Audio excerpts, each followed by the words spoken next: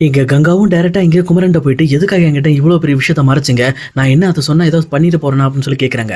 ஆனா குமரனும் இருந்துகிட்டு, "இல்ல கங்கா, கண்டிப்பா நான் இந்த விஷயத்த உனக்கு வந்து சர்ப்ரைஸா வெளியில கொண்டு வந்தேன் அப்படின்னா, உனக்கு ரொம்ப பிடிக்கும். அது மட்டும் இல்லாம உனக்கு ஒரு கிஃப்ட்டா இருக்கட்டும்ங்கிற மாரி தான் நான் இத பண்ணேன்." அப்படின்னு சொல்லி சொல்றாங்க. உடனே இந்த பக்கம் கங்காவுமே வேற எத பத்தியுமே யோசிக்காம இந்த பக்கம் குமரன கட்டி பிடிச்சிடுறாங்க. பிடிச்சது மட்டும் இல்லாம, "நான் இதுவரைக்கும் பார்த்ததிலே நீங்க தான் ரொம்ப பெஸ்ட்." அப்படின்னு சொல்லிட்டு இந்த பக்கம் குமரனுக்காக நெனச்சு ஃபீல் பண்ணிக்கிட்டு இருக்காங்க. அதே நேரத்துல இதையெல்லாம் பார்த்துட்டு இருக்கிற விஜயும், காவேரியும் அவங்களும் பயங்கரமா சிரிச்சுக்கிட்டு இருக்காங்க.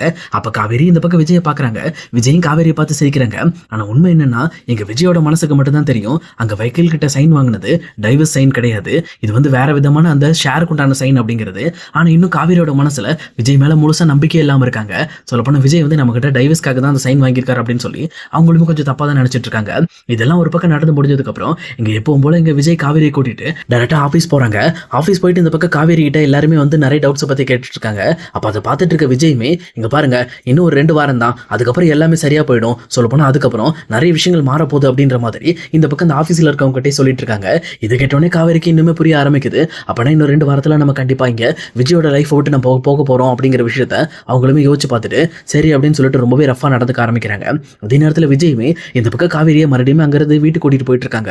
போயிட்டு இருக்க வழியில காவேரி கிட்ட பேசலாம் அப்படின்னு சொல்லி ட்ரை பண்றாங்க. ஆனா அதே நேரம் காவேரியுமே இந்த பக்கம் விஜய் கிட்ட சரியாவே பேச்சு கொடுக்க மாட்டேன்றாங்க. அப்ப விஜயுமே, "ஏன் காவேரி, இதான் அக்ரிமெண்ட்ல இருக்குல்ல, இன்னும் டைம் இருக்குல்ல, அப்புறம் என்னாச்சு? ஏன் என்கிட்ட பேசுறதுல உனக்கு என்ன பிரச்சனையா?" அப்படின்னு சொல்லி கேட்குறாங்க. ஆனா காவேரியுமே, "அதான் ஆல்ரெடி நம்ம டைவர்ஸ் ஆக போதுன்னு முடிவாயிடுச்சு. அப்புறம் நான் எதுக்காக உங்ககிட்ட இந்த மாதிரி பேசணும்? நீங்க அமைதியா வாங்க, தயவு செஞ்சு நான் டிஸ்டர்ப் பண்ணாதீங்க." அப்படின்னு சொல்லிட்டு இந்த பக்கம் அவங்களுமே ஒரு பக்கம் சொல்லிட்டு இருக்காங்க. அதே நேரம் இன்னொரு சைடு இவங்க 2 பேரும் வீட்டுக்கு போய் சேர்ந்ததுக்கு அப்புறம் இங்க காவேரி ரொம்ப டென்ஷன் ஆகிறத பார்த்த உடனே இங்க ராகினிக்கு செம்ம ஹாப்பியா இருக்கு.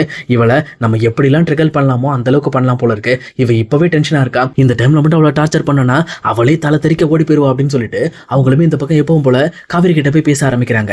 இன்னொரு பக்கம் விஜயுமே, எதுக்காக ராகினி அடிக்கடி காவேரி கிட்ட போய் பேசுறா, அப்படி என்னதான் பேசுறா அப்படிங்கிற விஷயத்தை தெரிஞ்சுக்கிறதுக்காக அவங்களுமே கண்டும் காணாம போயிட்டு இவங்க 2 பேரும் பேசுற விஷயத்த கவனிச்சிட்டு இருக்காங்க. அப்ப ராகினியுமே ஒரு பக்கம் இங்க காவேரி கிட்ட போயிட்டு, "என்ன காவேரி, இந்த மாதிரி வக்கீல் சைன் வாங்கினதை நினைச்சு வருத்தப்பட்டு இருக்கியா? கவலைப்படாத கவலைப்படாத, இன்னும் 2 வாரம் இருக்குல்ல, 2 வாரம் நீ விஜய் கூட எவ்வளவு ஆசை இருக்கோ அந்த ஆசைக்கு நீ வாழ்ந்துக்க. அதுக்கப்புறம் எல்லாமே சரியா போயிடும். நீ விஜயோட வாழ்க்கை விட்டு போயிடுவ.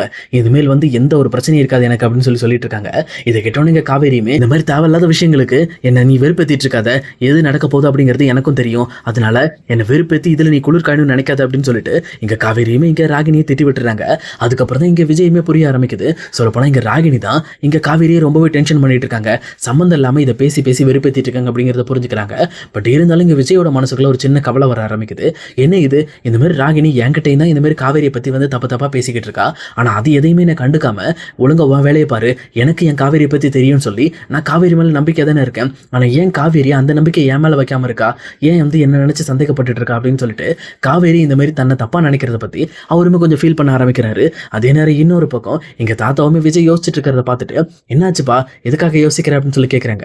"ஒன்றும் இல்லை தாத்தா, நான் ஒரு முக்கியமான விஷயத்த முடிவு பண்ணியிருக்கேன்ல. நம்ம இந்த மாதிரி வந்து என்னோட பாதி ஷேரை வந்து காவேரி பேருக்கு எழுதியிருக்கேன். அதை சர்ப்ரைஸாக இன்னும் 2 வாரம் கழிச்சு நம்ம ஆஃபீஸில் வச்சு இன்ஃபார்ம் பண்ணலான்னு இருக்கேன். அதுக்காக தான் இந்த மாதிரி எல்லாம் சைன் வாங்கினப்பா." அப்படின்னு சொல்லி சொல்றாங்க.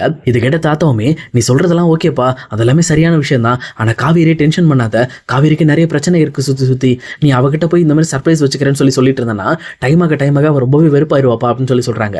பட் ஆனா விஜயுமே, "இல்ல தாத்தா, இது அவளுக்கு நான் கண்டிப்பா சர்ப்ரைஸா கொடுக்க போறேன். அவ என்ன நம்பினாலும் சரி நம்பட்டினாலும் சரி, அவளுக்கு கொடுக்க வேண்டியதை நான் தெளிவா கொடுப்பேன்." அப்படின்னு சொல்லிட்டு இந்த பக்கம் விஜயுமே பேசி முடிக்கிறாரு. அதுக்கப்புறம் அவருமே எப்பவும் போல வெண்ணிலாவை பார்க்க வராரு. அங்க வந்த உடனே தான் தெரியுது, சொல்லப்போனா வெண்ணிலா பக்கத்துல காவேரி உட்காந்துருக்காங்கன்னு சொல்லிட்டு. அப்ப காவேரியை பார்த்துட்டு அவங்களோட நல்ல மனசையும் பார்த்து இவருமே ரொம்பவே பிரமிச்சு போறாரு. இந்த மாதிரி என் மேல நம்பிக்கையே இல்லை, சொல்லப்போனா நான் விட்டுட்டு போயிருவேன்னு நினைச்சு கூட இன்னுமே வெண்ணிலாக்காக போய் உட்காந்துட்டு இருக்காளே அப்படின்னு சொல்லி இந்த பக்கம் காவேரியோட இன்னசென்ட்டை நினைச்சு அவருமே கொஞ்சம் மனசுக்குள்ள சிரிச்சுக்கிறாரு. பட் இருந்தாலும் இந்த பக்கம் வந்து மறுபடியும் கொஞ்சம் காவேரியை கிட்ட விளையாண்டு பார்ப்போம் அப்படின்னு சொல்லிட்டு டேரக்டா வெண்ணிலாட்ட போயிட்டு, "காவேரி, நாளைக்கு ஆஃபீஸில் கொஞ்சம் நிறைய வேலை இருக்கு, அந்த ஒர்க்கெல்லாம் நீ பார்த்துக்க. நாளைக்கு நான் கொஞ்சம் வெண்ணிலாவை எங்களுக்கு பிடிச்ச இடத்துக்குலாம் கூட்டிட்டு போயிட்டு வரேன்." அப்படின்னு சொல்லி சொல்றாங்க.